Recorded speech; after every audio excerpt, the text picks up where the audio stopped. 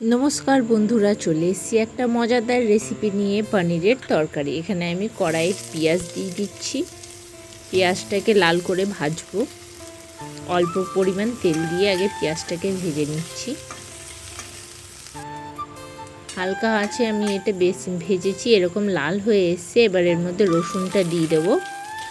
গোটা গোটা রসুন দিয়েছি, এটাকে মিক্সচারে বাটবো বলে, তাই এটাকে ভেজে নিচ্ছি। এখানে আমি পনিরগুলোকে ছোট ছোট টুকরো কেটে রেখেছি। পাশে টমেটো নিয়েছি, একটা গোটা টমেটো। এখানটাতে আমার আলু দেবো ওই তরকারিটার মধ্যে। আর এর মধ্যে আমার পেঁয়াজটা দেখতে পাচ্ছেন ভাজা হয়ে গেছে, এটাকে একটা পাত্রে ঢেলে নেব। গ্রাইন্ডারে দিয়ে এটাকে মিক্সড করে নেবো। এটা আমাদের পরে প্রয়োজন হবে তরকারিতে।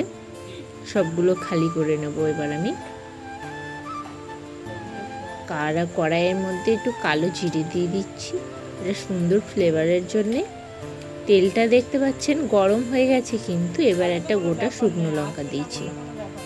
এবার আমি কেটে রাখা আলুগুলোর মধ্যে দিয়ে দেবো, আর অর্ধেক টমেটোটা দিয়ে বেশ ভালো করে এটাকে ভেজে নেব। আলুর টুকরোগুলো আমি এরম সাইজ করেছি। এবার আমি একটু মশলা রেডি করে নেব। 1 চামচ গুঁড়ো হলুদ দিচ্ছি, আর আমি একটুখানি দিচ্ছি 1/2 চামচ মতো শুকনো লঙ্কা, 1 চামচ মতো দেবো জিরে গুঁড়ো, আর ধনে গুঁড়ো আছে সেটা সামান্য দিয়ে দিচ্ছি, আর পরিমাণ মতো নুন।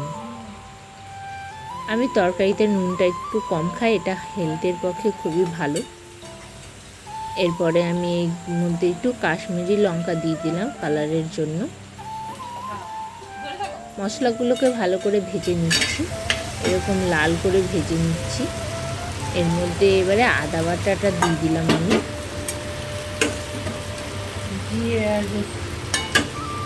দিয়ে এটাকে নাড়াচাড়া করে নিচ্ছি। আর এক জায়গায় রসুন বাটা পেস্ট করেছিলাম পাতলা, সেটাকে দিয়ে দেবো। আর গ্রাইন্ডারের পেঁয়াজটাও দিয়ে দিলাম, দিয়ে একটু কষিয়ে নেব আলুটাকে। দেখতে পাচ্ছেন খুব সুন্দর কালার এসছে। গরম মশলা দিচ্ছি পরিমাণ সামান্য একটু ফ্লেভারের জন্য। আর দেখতে পাচ্ছেন আমার মশলা আর আলু প্রায় সেদ্ধ হয়ে এসছে। দারুণ সুন্দর আমার তরকারিটার কালারটা দেখাচ্ছে, খুব সুন্দর গন্ধও বেরোচ্ছে। এবার আমার কেটে রাখা যে পনিরটা সেটা দিয়ে দেবো। তো আমি এর মধ্যে কেটে রাখা পনিরগুলো দিয়ে দিলাম, দিয়ে একটু চালিয়ে নেব। আমি এরকম মিডিয়াম সাইজই করে নিয়েছি পনিরগুলোকে। মশলাটার সাথে হালকাভাবে একটু ভেজে নিচ্ছি। কিছুক্ষণ আমি এটাকে কষিয়ে নেব, দিয়ে এর মধ্যে জল অ্যাড করে এটাকে কিছুক্ষণের জন্য সেদ্ধ হতে দেবো। এরকমভাবে করে দেখবেন, অবশ্যই দারুণ টেস্ট লাগবে। ভিডিওটি ভালো লাগলে লাইক এবং চ্যানেলটিকে সাবস্ক্রাইব করবেন। ধন্যবাদ।